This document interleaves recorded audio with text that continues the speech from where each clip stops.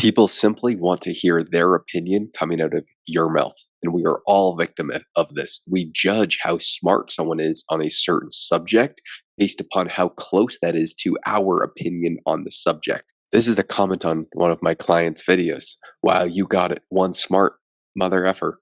First guy on YouTube that gets it. This is exactly what I've been telling people for the last 6 months. This comment sums up almost all of opinion based social media in one comment. He is basically saying, your opinion is so great and so right, and this video is so good because this is what I've been saying, and this is what I think.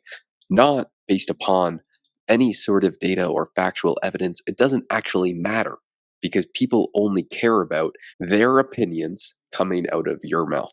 All most people want are their bias confirmed, which is why a lot of people who have been saying the exact same thing for the past 20 years, regardless if it is right or wrong, have a diehard fan base because there's a group of people who think that way and they latch on to the quote unquote leader in that group who continuously spews the exact same thing.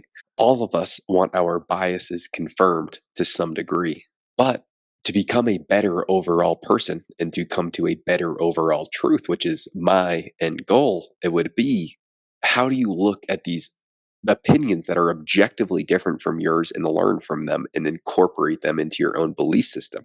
I mean, I think the first step would be you can't marry any ideology. When someone marries an idea and an ideology, you are forced to stick with that. The easiest one to look at is politics. People are married to the left or they are married to the right. And anything that someone says that confirms what they already think is just the gospel. And anything that goes against what they currently think is just the antichrist. And you could say, Josh, you're being quite extreme, but in reality, I'm really not. How many people do you know that get triggered by a certain word? And the word I'm talking about is Trump. There are a significant amount of people that just get angry at the word Trump because that word is associated with all the things that their ideology goes against. The thought leaders of the past that I really look up to are usually the ones most agnostic about their opinions, and they are really just trying to cumulate and they are really just trying to cumulatively hear the opinions of everyone else. The rejection of other people's opinions to me, because it goes against what you are personally believe, it is wildly incongruent if you are trying to look at things agnostically. If you reject opinions because they go against what you believe in. I mean, personally, I am incredibly libertarian. I, for the most part, think people should do whatever they want because that is usually what people do anyway, but then be prepared to suffer the consequences. So if you are willing to break the law, be prepared to suffer the consequences for that. I have incredibly strong views on many different subjects. One of them was the vaccine mandates.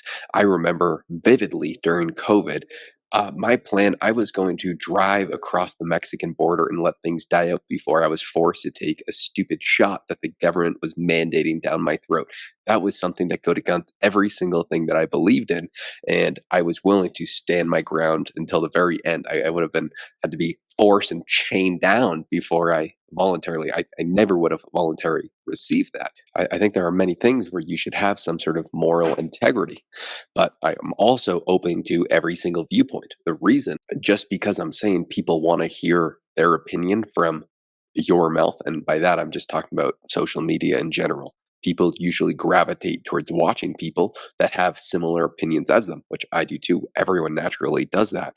But it comes to a point where you are cascaded from any opposing view, and anyone who has those opposing views, you just kind of block out and just don't want to hear the noise, where the truth is always somewhere in the middle, which is why I do have opinions on many different subjects, but I try and be agnostic at the outcome and try and be open to have some sort of conversation and understand the other viewpoint to a very high degree. And more importantly, be willing to change if you think that you are wrong.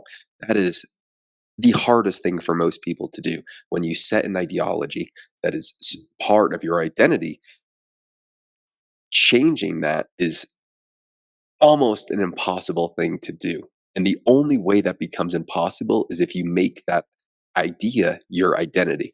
And so I tried desperately hard not to make ideas my identity while still having some sort of moral foundation and backbone that you live by.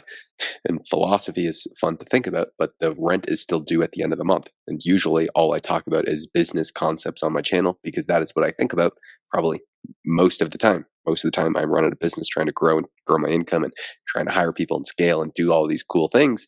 But I still think a lot about these philosophical concepts. I still think they're very important. I still enjoy it. Doesn't mean I'm going to spend all day talking about it, and you don't have to watch if you don't like it because this is just a bunch of word drizzle. So fuck it. Goodbye.